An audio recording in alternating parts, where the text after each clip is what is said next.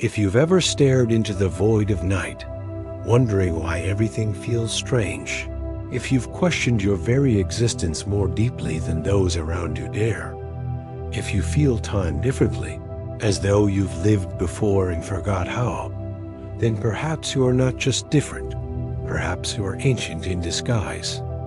Your soul may carry echoes from forgotten lands, temples, and lifetimes now erased. In this world of noise and speed, ancient souls move slowly, with silent gravity. They carry burdens others can't see, but also light few can recognize or hold. Here are 5 unmistakable signs that you are, in truth, an old soul reborn. Sign 1. You've always felt like a stranger in your own family. From your earliest memories, your household felt like a room you wandered into. Though you share blood, you rarely felt seen, understood, or fully connected inside. Family gatherings feel foreign, conversations hollow. Their values don't align with yours. While they chase tradition, routine, and repetition, your heart questioned everything deeper. You didn't rebel out of spite, but from a knowing that things felt wrong. Even in childhood, you sensed your path would differ from theirs in every direction. This isn't emotional distance, it's spiritual misplacement, a soul born into unfamiliar timelines. You weren't placed there by accident, but to awaken, observe, and ultimately rise beyond. Your journey is solo by design, but not without purpose or cosmic arrangement. Sign 2. Love feels deeper than most people seem capable of comprehending.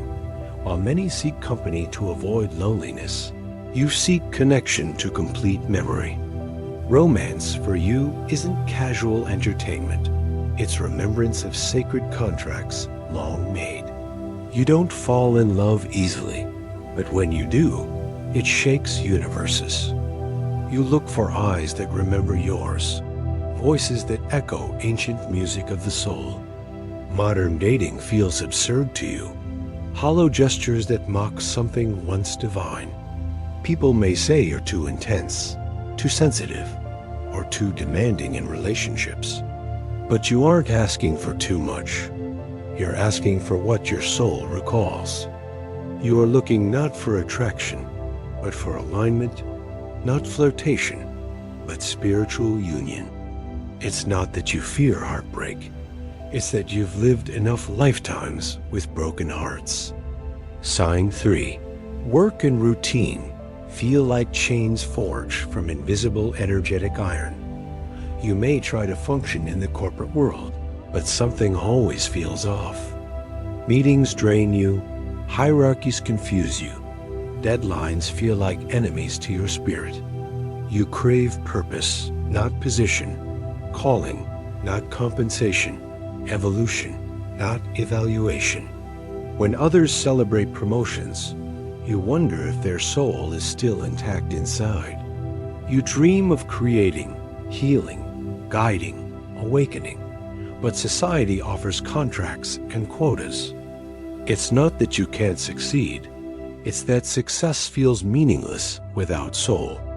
And even if you play the game, your spirit still watches from outside. You are not born for offices, cubicles, or performance metrics. You are born for truth. You feel this truth deep in your bones every time you wake up to go work. Sign 4. Society feels like a beautiful lie, and you can see through the illusion. Old souls see patterns others cannot, recognize madness hidden in systems praised as order. While many idolize celebrities, worship wealth, or chase influence, you feel disoriented by it all. Advertisements feel like mind control, politics like theater, traditions like cages painted gold. You may be labeled cynical, strange, or detached, but truly, you're just deeply awake. The world praises productivity over presence, noise over wisdom, distraction over stillness. But you've seen this all before. in empires that rose and fell across centuries. Your soul does not buy into the myth of endless growth or linear progress. You know from past lives that civilizations repeat themselves when they forget the sacred, and you carry that memory quietly, like a secret compass buried beneath your chest. Sign 5, you were always old, even as a child. You asked questions children don't usually ask, questions that startled even wise adults. Why do we die? What is the soul? Where were we before birth? You felt a strange sadness in playgrounds, like innocence haunted by unseen memories. You weren't just mature, you were ancient, carrying shadows and light in your tiny hands. While others built sandcastles, you were observing the tides, pondering the ocean's eternal rhythm. You weren't taught to be deep. You came here already woven with depth. Your eyes carried wisdom far beyond your years, and people noticed without knowing why. Some avoided your gaze. Others confided secrets they told no one else. Because even then, your presence was a doorway to something they didn't fully understand. You often found solace not in company, but in books, nature, or the night. The stars didn't scare you. They reminded you of something you couldn't name yet. Animals felt safer to you than people. Music felt more truthful than school. You felt like a misplaced traveler, wearing a costume too small for your spirit. And you were right, because your soul had known forests, temples, deserts, and silence. This life is not your first performance on the earthly stage, just your latest rehearsal. And while others run toward what glitters, you walk slowly toward what glows from within. You are not rushing to be understood, because you already understand far too much. And in that stillness, you recognize the mark of every old soul who walks alone. If the first 5 signs resonated like a distant drum calling you home, listen closer. What comes next may echo even deeper, stirring forgotten memories buried beneath your skin. You are not just different. You are a vibration, echoing through centuries of forgotten lifetimes. You are not here to perform, conform, or compete, but to remember, liberate, and complete. And here is how your soul may be revealing its ancient origins through 5 final signs. Sign 6, you seek solitude not for escape, but for sacred communion. Solitude is not loneliness for you. It is sanctuary, temple, and sacred ground combined. While others fear being alone, you crave it like air, food, and water for your soul. In silence, your soul speaks truths louder than any conversation ever could in noise. You find clarity not in crowds, but in quiet forests, empty rooms, and candlelit nights. Your energy regenerates only in stillness, as if silence activates ancient codes within you. Being alone does not isolate you. It reconnects you with the deepest version of yourself. Your thoughts become clearer, your breath slower, your body lighter in sacred solitude. You do not isolate out of pain, but out of reverence for your own spirit's frequency. For old souls, solitude is a portal, a space where dimensions collapse into timeless wisdom. Sign 7. You absorb energy and emotion like an ancient oracle without armor. You've walked into rooms and felt pressure, pain, and sadness without any spoken word. You've cried for people you barely know, sensing wounds they don't even see in themselves. You absorb frequencies like sunlight, but instead of light, it's pain, joy, fear, and chaos. It overwhelms you sometimes, this empathic burden, and you retreat to protect your field. Crowded places make you dizzy. Fast conversations drain you. Superficial energy feels corrosive. You're often the one people turn to when they're lost, broken, or quietly unraveling. Even strangers tell you their darkest stories, as if your aura whispers, "You are safe." This gift is sacred, but heavy, like holding the grief of an entire forgotten civilization. You are not weak. You are tuned in to layers of reality most people cannot yet perceive sign 8.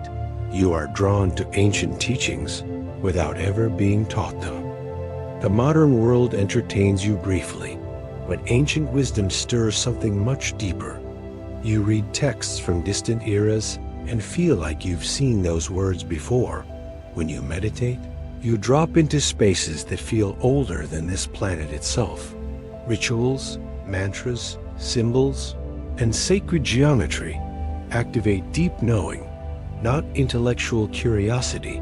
Even without religious upbringing, you find your way to practices forgotten by the modern world. You're drawn to the Gnostics, to the mystics, to lost knowledge buried in dust, and ruins. Esoteric truths feel more real than the news, more alive than most conversations you hear. You're not chasing trends. You're remembering timelines where spirit was still the center of life.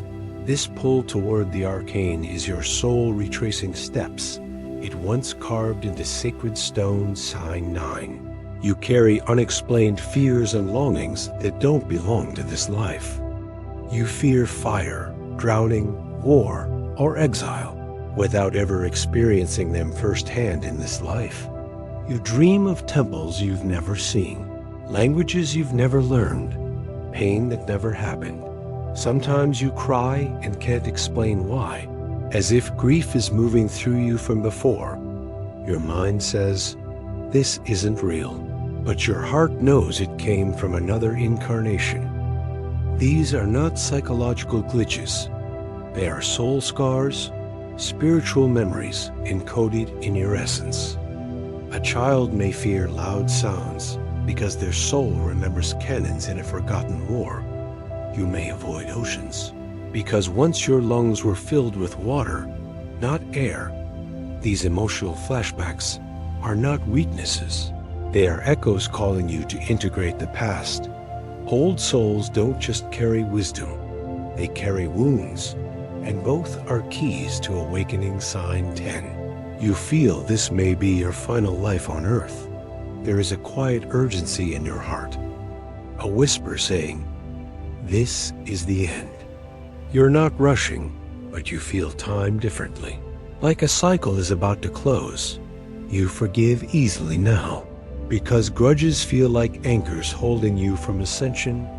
You crave truth, not stimulation, and stillness, not success, as if nothing external matters anymore. You sense that you're completing something ancient, some vow made across thousands of years. When people talk about legacy, you think about liberation, freedom from the wheel of rebirth. You are not afraid of death, because death feels like a door you've walked through many times. You meditate not just for peace, but because silence prepares you for the beyond. Your soul feels like it's packing bags, clearing karma, and preparing to dissolve into light. You've likely already experienced a spiritual awakening that shattered the illusions of this world. You see through distractions, lies, programming, and systems designed to keep spirits asleep. You hunger not for more, but for less. For truth stripped of all its disguises, this is not nihilism. This is freedom, the remembering of who you were before, Ols. You are not here to start a journey. You are here to end one with grace. Every heartbreak, every trigger, every lesson now feels like a final review before release. And deep inside, you know, this may be the last time your soul wears a name. Many traditions speak of moksha, liberation, or spiritual graduation, and you feel it approaching. You've gathered lifetimes of knowledge, compassion, clarity, pain, joy, and endless sacred forgetting. Now you're starting to remember it all, to bring pieces of yourself back into wholeness. And as you remember, you begin to radiate, not light, a timelessness, presence, and peace. People feel safer around you, not because of what you say, but what you emanate. Children stare into your eyes longer. Animals trust you. Even plants seem to lean toward you. Because your aura is no longer trying to be someone. It simply is pure and quiet. That stillness is not silence. It is spiritual gravity, earned from centuries of inner alchemy. You are no longer trying to evolve, because evolution is now your default state of being. So if this journey has felt heavy, lonely, sacred, painful, and familiar, you are not imagining. You have lived many lives, carried many names, worn many faces, and played many sacred roles. And now, as the wheel slows down, you begin to feel the invitation of transcendence. Not to escape the world, but to graduate from it with love, clarity, and fulfillment. This lifetime may not give you everything you want, but it may give you completion. And in that sacred completion, there is peace beyond description, beyond thought, beyond flesh. You are not ending. You are dissolving, not dying, but expanding, not forgetting, but returning. To the source, to the light, to the silent intelligence from which all souls were once born. And that, dear ancient traveler, is not the end of your story, but your return to your origin. So if this message awakens something ancient inside you, don't let it fade in silence. There are others like you, waiting for the signal, waiting to remember what they forgot. Subscribe to wake up, because what's coming will not be explained, it will be revealed. Like this video if your soul whispered yes to even one of these signs, and share it with those who feel lost, because maybe they are simply remembering. This is not entertainment. This is your awakening. This is the return of who you are. Comment below how many signs spoke to your spirit, and we'll meet you in the next transmission.